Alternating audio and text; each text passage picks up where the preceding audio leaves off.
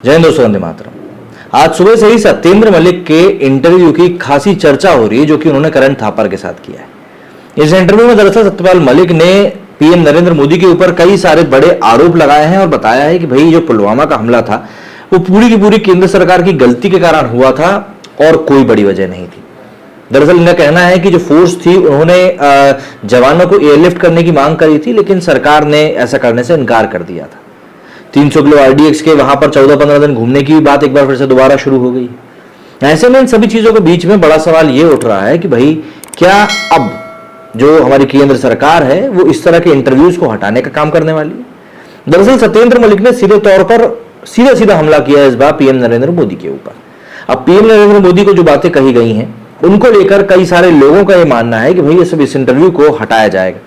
हालांकि YouTube पे अभी भी मेरे वीडियो बनाते तक तो सत्येंद्र मलिक करण थापर का जो ये इंटरव्यू है वो अभी तक मौजूद है, अभी तक ये हटा नहीं है।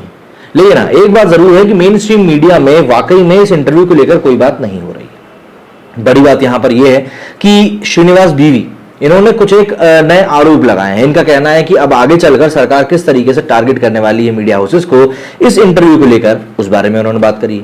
उन कुछ ट्वीट्स को भी देख लेते हैं। जैसे कि श्रीनिवास बीवी ने एक ट्वीट करते हुए लिखा कि how many nationalist Indian media channels are debating prime time on the big revolution made by former J and K governor and BJP leader Shri Satyapal Malik about the truth of the Pulwama attack anyone.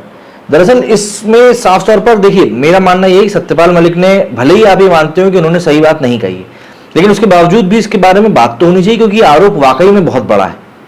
भाई आरोप बहुत बड़ा है, इसके बारे में चर्चा होनी चाहिए, लेकिन वाकई में कुछ होता हुआ दिखाई नहीं दे रहा है। इसके बाद अगले उसमें उन्होंने लिखा कि सीआरपीएफ ने जवानों को ले जाने के लिए हवाई जहाज मांगे थे, लेकिन मोदी सरकार ने उन्हें देने से साफ मना कर दिया, जिसकी वजह से पुलवामा में यह हमला हुआ।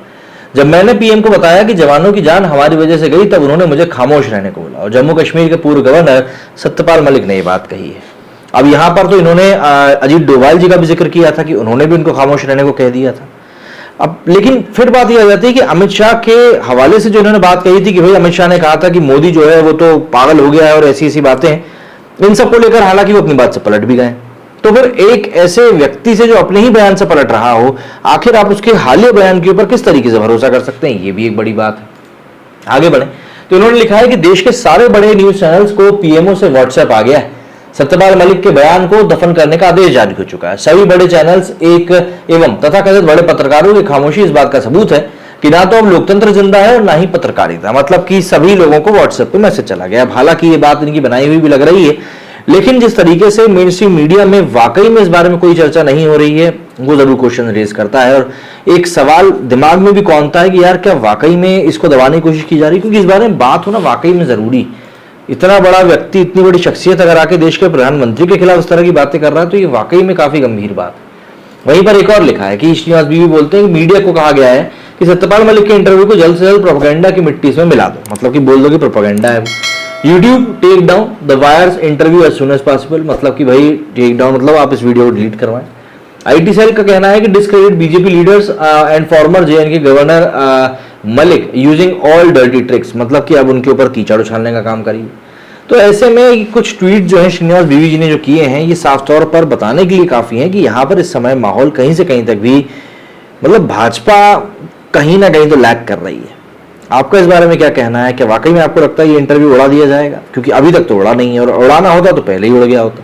आपका क्या कहना है इस बारे में? कमेंट करके जरूर बताइएगा। मेरे वीडियो फिलहाल इतना ही। जय हिंद, जय भारत।